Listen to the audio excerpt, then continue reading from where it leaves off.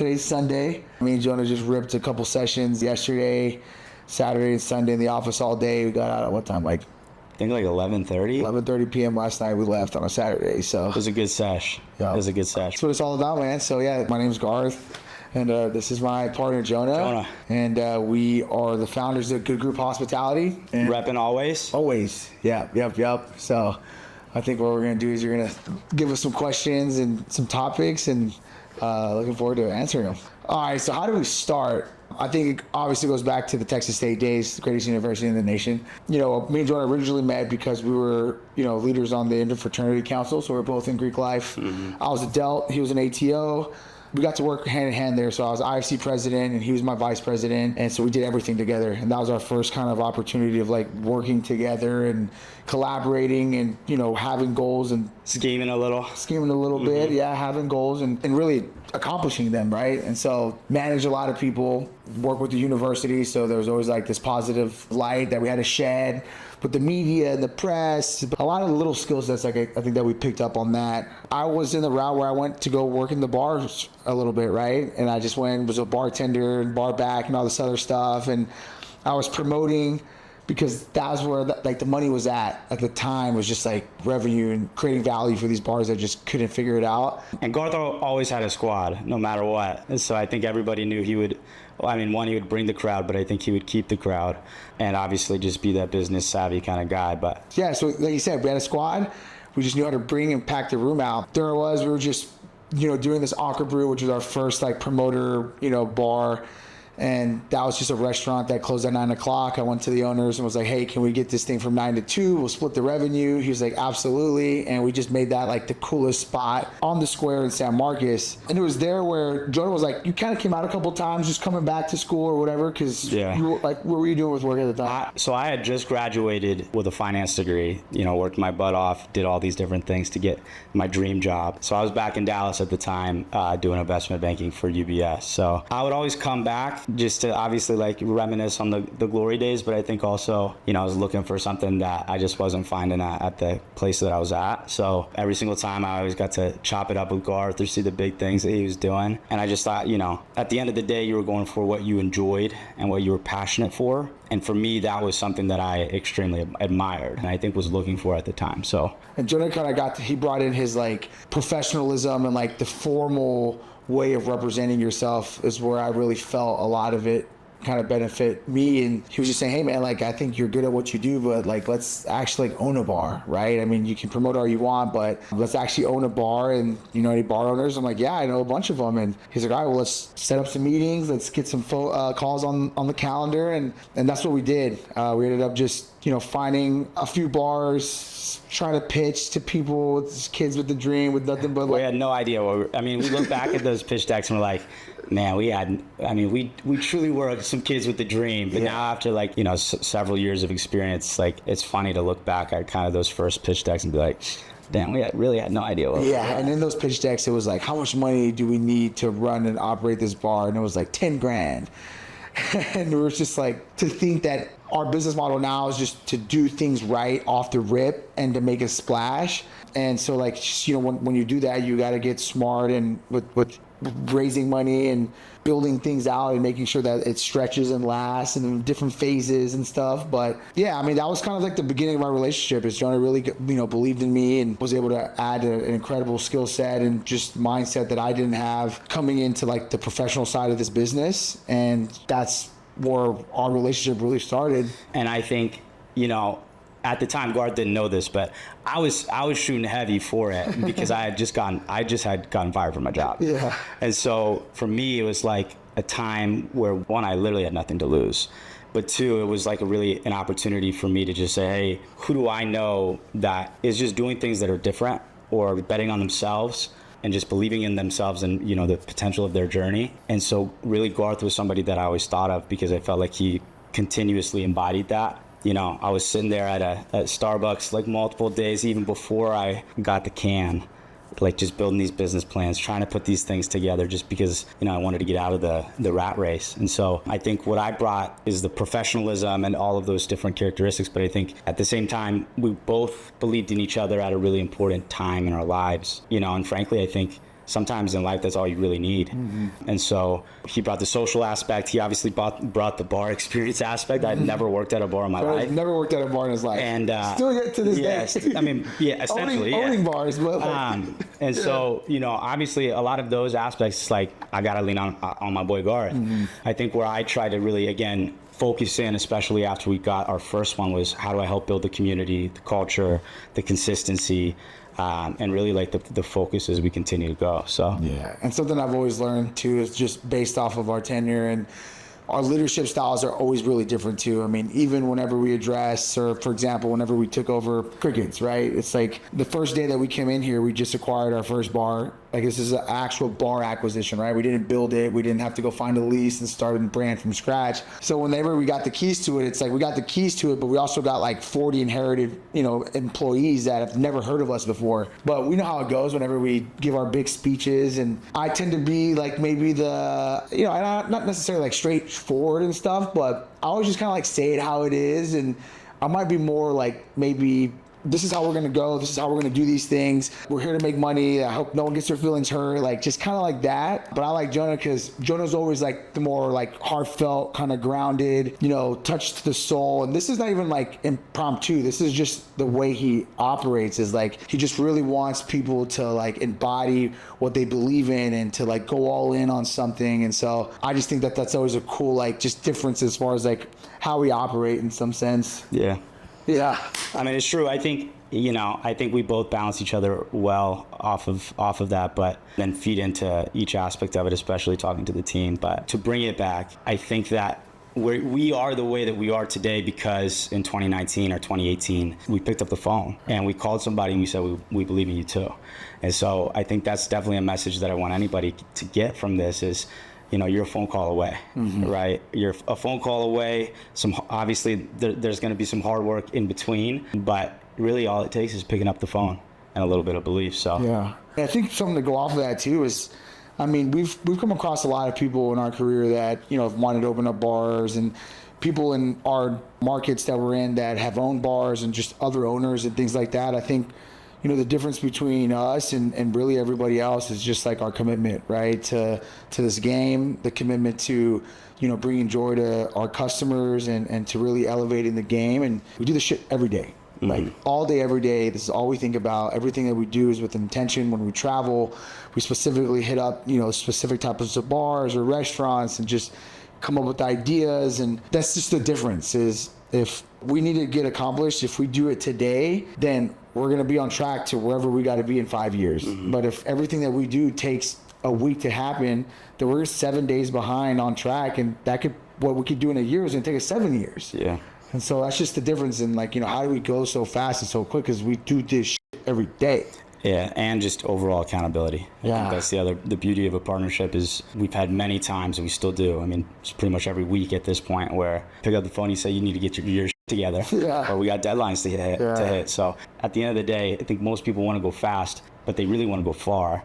We want to do both. And so how can we go fast, but also go very far and achieve our dreams at the speed in which we believe checks all the boxes? And I think, again, it goes back to the partnership aspect, the accountability, the relationship. Accountability is everything, especially like me being like this, the guy that's like the social guy, right? That likes to go out. Every once in a while, Jonah's like, hey man, I gotta get you together. Like, I'm glad you had a good weekend, but like, let's log back in. And I'm like, all right. Because if I didn't have someone to hold me accountable like that, then I'd be in trouble, man. Like, I'd be, you know, I wouldn't be focused and other things would be more important. But, you know, having somebody there that's just holding you accountable, saying it how it is, because like we're way past the hurting each other's feelings. Yeah, way past. Yeah. If so, take a lap. Yeah, take a lap, dude. And I mean, it's just, I mean, at this point, it's family. Yeah. So that was a long-winded answer to one question. What is the difference between somebody that wants to own a bar and somebody that can operate it? I think there might even be an additional thing of like, you want to own a bar, now you do own a bar, can you operate it? Because really you have to get to all three phases. So I think the first thing is the difference between wanting to own a bar and actually operating a bar well. I mean, it really starts with culture, commitment, team, and then the level of detail that you did prior to wanting to own a bar, right? Because I think a lot of the times people just think, you know, at the end of the day, it's cool to own a bar. And don't get me wrong, it is, right? But at the same time, in token, like, there's so much preparation that needs to go in before to make sure that at the end of the day, it's an investment that's going to make sense. You know, there's meetings, there's years of planning, there's all these city things. There's, A, B, C, D, E, F, G. So I think the first step for a lot of people of wanting to own a bar is knowing you got to do all your homework and you got to be prepared and planned. And frankly, you got to work with people that complement your weakness as well. You know, I wouldn't own a single bar if I didn't have a partner like Garth, right? And so how we kind of go with deal structure or getting a deal is Garth is almost always the catalyst, right? As far as finding new opportunities because of his brand, because of his presence. I think also because of how he makes people feel, which I don't think he truly knows, but it's that social aspect, but also the continued, just social presence is the reason why so many people know about the Good Group, know about Garth, and know about Jonah behind the scenes, right? That's the first step is obviously you have to do all your homework and have all the preparation. And frankly, a lot of the deals you're going to find are going to be off market. So you have to want it. But then from there, it's you got to get the deal done. There's months of planning. There's a ton of different things you just have to prepare for in every capacity because anything can go wrong. And so we always say, he finds the deals and I do everything I can to close the deal. Yeah. That's the first thing. I would say the second piece though, operating a bar well, I would say first, I hope that you did all your homework before you just bought it, right? I think again, a lot of people feed into this, it's gonna be fun, it's gonna be this, it's gonna be that, it's also gonna be work. And so I think the differences between a good operator and somebody that's just a bar owner is, again, especially in our college market, I think it's one, knowing that you're working as a team. I think, again, being able to work with somebody that has the partnership aspect and can hold you accountable. But I think, too, it's we're invested in you. We're invested in your future. We're invested in this community. But all of our people know that we believe in their purpose, too. We want them to have dreams and goals and aspirations that are bigger than maybe what they're thinking initially before they start. And from there, it's you can really build a community. And I think guests feel that. And so the details that we put into what our standard operating procedures are, what it means to work for the Good Group or any of our establishments, it's freaking 30-point checks, checking everything off. So yeah. I think it really does, again, go back to the detail, level of commitment, the energy that you inspire other people around you to believe in the overall mission, and then really just continuously keeping them accountable. But yeah. What do you think? Well said, man. Yeah. I think the difference between owning a bar and actually being an operator is really just, I can't tell you how many people we've seen in the market that come or just want to own a bar, right? And I can pinpoint them out, right? It's just, if you don't know the model, right? If you don't know the whole structure and how to get people in, and yeah, you might have 20 friends that are riding with you and they'll go to every bar that you want, but one day they're going to stop going to the bar. They'll start having kids. And so you got to be able to build this entire model off of something that you really have no actual pull to. They're just systems that work and have been tried and tested. And it's bigger than yourself. It's way bigger than yourself. It's just way bigger. And luckily, we've been forced to have to think that way because of the scale throughout the state and now in other states as well. It's it's all trials, right? And I think the other thing is strong operators give other people opportunity. Yeah. Because somebody gave us a shot, and so I think we're grateful to see kind of continue to go down the line. There's also a lot of characteristic flaws that I'll see in operators. Yeah. And you just know that it's detrimental to their long term and their success. But whenever you see owners that are to their promoters and guys that are working their asses off, bringing people in through the door, and then you're gonna stiff them out of a paycheck or not cut them a full check. It's speaking from experience. It's from experience. That the only reason why I had to go get my own bar is because I kept getting screwed by all these owners, and I'm like, dude, I am literally bringing all these people to your bar, and now you're not paying me. It's this doesn't make sense. And you can only bend so much until you're just throwing the white flag with that. But there's just a lot of qualities and loyalty that comes into this. There's this honesty and the ability to be extremely transparent. It's all about perspective and putting yourself in your employee's shoes and your customer's shoes. And it's an egoless job, right? I've never seen a strong operator. I've seen strong operators. And I think that's another big piece too. It's very hard to do this business well and scale if you're trying to do it alone. Yeah. You typically end up getting stuck. You just get stuck in the bar when you want to own bars. Mm-hmm. And you want to take over a market, or you want to take over markets. You want to be more than just one state. A lot of the times, most people, where they go wrong from an operator standpoint is they're trying to be just a solo operator instead of building operators. Yeah. Owning bars, it's a lot of it is front-loaded work. So it's just analyzing markets and understanding where people are going, how they're spending their money, the best way to get a best return on your investment, and all the interior design and furniture, and like all that is very, very crucial to doing it right before you even open the doors. Yeah. Or else you might be. Yeah. What are some negatives in a partnership? I think it's just, again, the lack or inability to, one, be honest and truthful, and to be able to hold your person accountable. There's times that I'm just in a mood, and sometimes that mood could last a few days. There's times where it could be vice versa. And like you said, it's just, hey man, like just go take a lap, cool down, relax, let's come back and reassess the situation. And a lot of it's just trusting in your partner and really letting them see the idea through. If someone's got an idea, then hey, I'm gonna support you and I'm gonna act like I love it, even if I have a little hesitation, because our team has to know that I love this and we have to see this thing all the way through, and maybe we'll assess it down the road. But it's just that ability to give reins away, to not have to be the face, not have to make all the decisions. And I think just, again, it's all about ego, right? Yeah. It's the level of ego. Yeah, I mean, ego is definitely the enemy, I think, for most partnerships. That's where it usually goes south, right? Is at the end of the day, the best part of starting a partnership is usually the beginning, right? Like, it's exciting, it's fun, it's challenging. You might have, accomplished this big milestone, but now what, right? And so I think realistically where it comes down to is then being continuously consistent with one, the role, right? Like, I know my role, and I also know when to take my feedback too, which I think is something that we've always done extremely well. We talk about accountability, but it's also just really strong awareness of how I can support not just the business and not just myself, but also Garth. And I think that's where I see a lot of partners go wrong, is all of a sudden either maybe they bottle up the wrong energy, they don't communicate properly, or they make it, something that it never was. And I always say, like, well, why'd you start this in the first place? Mm-hmm. Usually you start things because of joy or excitement or whatever. It's like people forget the beauty of the story of the beginning, because after you start, sometimes it gets pretty damn hard. Mm-hmm. Just being that consistent voice of reason is super important. I think don't let yourself get too high. Also, don't let yourself get too low.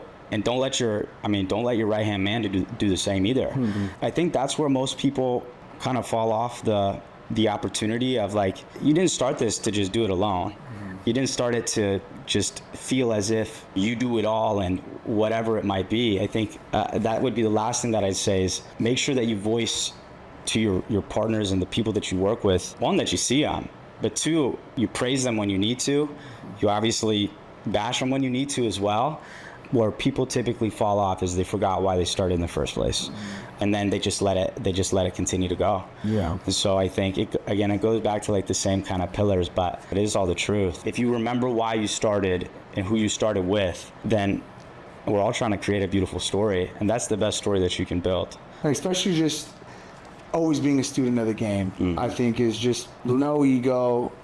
Being able to ask questions or help whenever you need it. Mentorship is everything. And, we've got a lot of guys throughout our journey that we've been lucky enough that are in our circle that do this at a bigger level, to be able to watch people and to help them, to ask them for help, to bypass any major hurdles that you may be coming up to, or some, just big bottlenecks and things like that. Like, it's so important to have somebody that knows where you're at and where you're headed, because they can lay out the floor plan, right? Mm-hmm. And they can teach you the lessons. Everyone remembers the shitty stuff. No one kind of really remembers the easy, fun stuff. I think it's just really important to have people that you can talk to and find, and that know what they're talking about. Just endless knowledge. Yeah. So. And I would say the last thing is, like, make sure that you're not so focused on yourself shining, that you can't get excited when your partner, your boy, your friend shines too. Because I think that's another thing where you see a lot of stuff go sour in partnerships, and it's like, you should have joy for that. Mm-hmm. You should have joy for that person, because it's all going to come back around. Mm-hmm. And so I think there's been a lot of different times in our partnership where we've done a very good job of always celebrating one another, even if it's, really like singular milestones. Because at the end of the day, I think it always comes back to what we're still building here together. So, don't get too high, don't get too low, don't let your boy get too high or too low either. Show up, be consistent. Show up. Yeah. Don't think you know everything. Yeah, don't think you know everything. Hope you guys enjoyed this little riff with the man himself over here, the legend. Yeah, man, I'm super fortunate. Like, Boys for Life. What we're building is awesome now, but God knows where we'll be able to go, and sky's the limit. It'll be a beautiful story. Yeah. So Well, I hope you guys enjoyed this video. We definitely enjoyed talking. And listen, we get it. This thing's not easy. There's a lot of information that you probably want to learn, and we hope that we can provide as much as we can. And go find yourself a good partner, someone that can hold you accountable, someone that's willing to get down and dirty with you. If you don't have somebody, I mean, we've got an awesome community, and we've got a lot of cool things that are cooking up. So we'd love to have some more people that are just as driven and motivated and into this industry as we are. Yeah. People gave us a shot. Somebody will give you a shot. And if you're looking for a shot, give us a call. Give us a call. See you guys soon. Let's go. Let's go.